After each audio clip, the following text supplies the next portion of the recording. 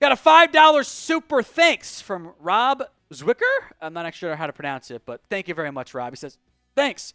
If nothing else, I'm glad we're finally moving into the modern age of coaching. And this is in reference to the Schottenheimer, like doing a lot of motions, doing some more, relatively speaking, creative stuff up front. I hope that they do have a continued usage of motions and the offense is creative. I saw it at one point under Kellen Moore. Then it kind of stopped, and then Moore got phased out, and then it didn't do it as much. Like I am cautiously optimistic, but I've seen this on a dance before. For me, it's almost like I don't want to see it in September. I need to see it in like November and December. Which isn't even fair necessarily, but that's my trauma speaking. I hope it continues because I don't want Marty Ball under Schottenheimer. I hope that's not the plan. Now, every $5 super thanks or super chat if you're watching live gets you into our George Pickens jersey raffle. And if you do, we'll give you a shout out on the show as well. Any amount gets you a shout out like this $2 one from Kevin Burns. Says, thanks for the updates. Perspective says, hello, Olivia. This was from this morning when I was filming Monday morning when I was filming the Robert Jones news, and Olivia came down and wanted to sit on my lap for a little bit. Says, does it make sense to try to deal Mazi with some some think he can live to his value? Seems one more year under performance will drop his trade value considerably. I think of him as Taco 2.0. If he has another down year, thank you. So I get it. There's a lot I don't like about the way that everything is being handled with Mazi Smith. I think he gets blamed. I do question at times if he's like as locked in, as dialed in as he needs to be. That concerns me. I think that the handling of him by the Cowboys, drop weight, add weight, drop weight, like that's just never good for anybody. I don't think that's very good either. I have concerns about Mazi Smith, but I don't think his trade value is very high at this moment. I think best case you're going to get like a mid to late day 3 pick. Like you're not getting anything good. So unless you can do a disappointing player for disappointing player trade, like the Kelvin Joseph thing, I think that's like the best case scenario.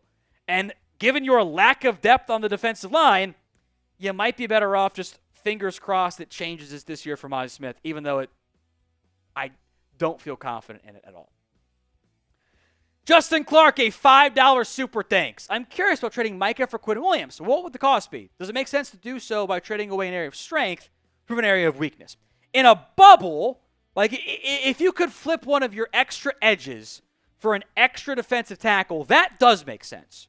Trading away your best player for somebody else is not one I would want to do.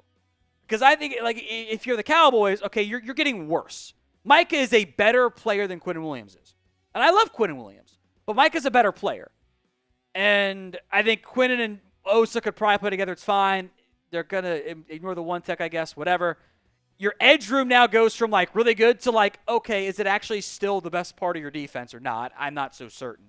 The Jets have 2 first-round picks at edge. I'd be asking for more from them. They have to pay Micah. They just paid Sauce Gardner and Garrett Wilson.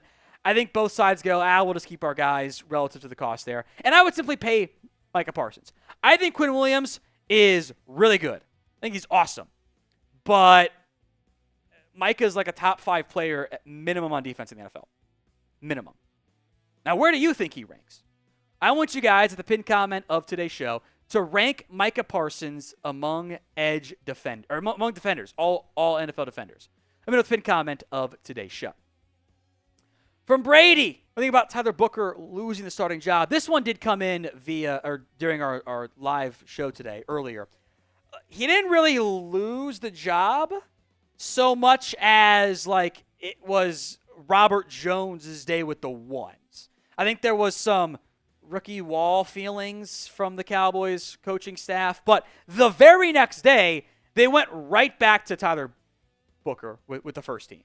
And then on top of that, Robert Jones, as it turned out at practice, broke a bone in his neck. So he's going to miss 2 to 3 weeks. I don't think Booker ever really lost the job. It just kind of felt more like, he lost it for a day, frankly. Lucid, thoughts on the Jake Ferguson contract extension? on one hand, if you just did this all the time, we wouldn't freak out about it. We wouldn't be like, but what about these guys? Because, like, the Eagles, like, that's what they did with Dallas Goedert, essentially. They paid Goedert a little bit early. They got ahead of the market. The market went up. They paid him a fair price, but not top of the market. The Cowboys are always willing to do not top of the market deals for players who are, like, you're, like, kind of in that bubble range a little bit. Like, they did it with Jaylon Smith. They did it with Terrence Steele. They did it with Trayvon Diggs. They did it with Lyle Collins. Like, they did it with Malik Hooker, who is also a David Mulgeta client, by the way. Like, they like doing these deals of, like, hey, so-and-so needs paid. Well, this guy wants to, like, take, like, a little bit below top of the market money. So we'll just do that one. And that one's easier for them, whatever. I think if you trust your self-evaluation, and we know that Ferguson's better with Dak Prescott. This is a clear benefit in favor of Dak, if you care at all. Like, it's fine. Like, you got ahead of the market. If you did these for all your players, we'd all probably be pretty happy about it. Like, the Cowboys did it again. Instead of like, well, what about so-and-so? As long as you have identified the players you need to pay properly, doing it early only benefits you. Because I wouldn't be surprised. The tight end market's kind of, I think, plateaued for now at the very, very top with McBride and Kittle getting paid. But Isaiah Likely's a free agent. Kyle Pitts is a free agent. Other guys are free agents. In a year, he might not even be top 10. And at that point, it kind of becomes team-friendly if you get 2023 Ferguson. If you get 2023 Fergie, that deal's a steal at the end of this year. If you don't, well, then it's did you pay the right guy or not? This Cowboys hoodie is on sale. It was $55. Now it is $53. Or now it is $33. Bigger sale, $55 to $33. Chatsports.com/DAL hoodie. Links in the comments and the description of today's show. From Robert, think the Cowboys pay Bland outside money or nickel money? He's going to play mostly in the slot all year, and he's better in the nickel, not the outside. I don't know. First off, is he better in the nickel than on the outside? I don't know about that one. He can do all of it, but like I actually would be hesitant to say he is better at one spot than the other. I don't know if I would actually fully embrace that. Like he played more nickel in his rookie season, and he played well. But I think we would all agree his best year was 2023 when he had all the interceptions, all the pick sixes. Well, he played mostly on the outside that season. Like I think he can do both. I think that he's banged up last year. I'm not going to read too much into it. But if you're Bland, the difference between nickel money and outside money is sizable difference. So the Cowboys might want to offer him top of the market nickel money. He wouldn't say yes to that. I don't know why he would. Can you meet somewhere in the middle? Like, do you just pay him as a top 5, 6, whatever corner? I think the Bland contract, because of what you're mentioning there, Robert, makes it a little bit complicated. From Father Jones. No more Hilton as an option. When is Dallas signing Stephon Gilmore? Good question. I don't know. I don't think he's signing anywhere until at least early mid-August. I think it was August 7th or 8th, something like that. Last year is when he ended up signing. I think he wants to wait and see. Cowboys want to see, how do their young guys play? How does Carson and Booth with the medicals and whatnot? How do they fare? When does Savone, Revel, and Diggs get back? I think corner is in the market, though. So will the Cowboys add a corner? Y for yes, N for no. Let me know in the comments section of today's show. $10 from William Cook. Which interior defensive line would pose the most trouble for Beebe, Smith, and Booker? The Eagles still. Like Jordan Davis and Jalen Carter, you get the run stopper and the pass rusher. I think one of those.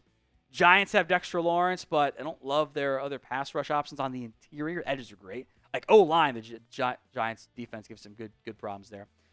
$10, William. Thank you very much for that. $20 from Brady. Are you confident in Blue's ability to transfer to the NFL? This is a good question. I think it depends on expectations. Like, if you're expecting first-round pick production, he's a fifth-round pick. No. Can he get you a couple hundred yards? Yeah. I think that's possible.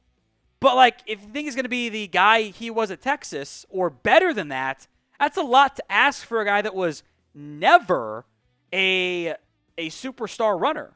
He was never the lead back at Texas. Trey Wisner was. Jaydon Blue went pro because C.J. Baxter was going to take that job.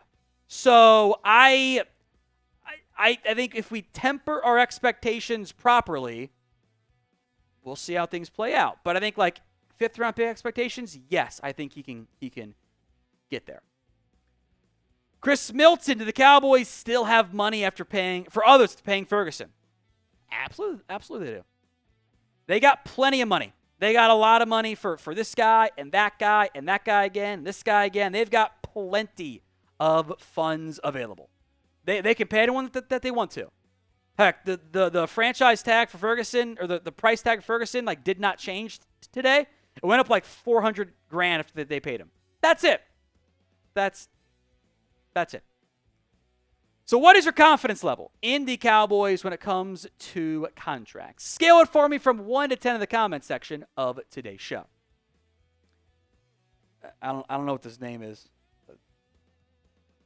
Tosh Velo? I don't. Tish Velo? I don't know. If we don't pay Micah this offseason, what does that actually mean? Does he get his money next offseason, or is it just a Jerry Jones ploy to distract him from being a... The emoji got deleted. I don't know what the emoji was. If you don't pay him, like, I don't really know what you're doing, frankly. It makes no sense.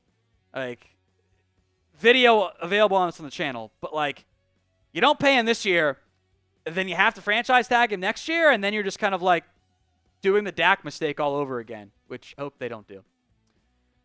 Dust Productions, what corner do you think fits in the Cowboys' defense from next year's draft?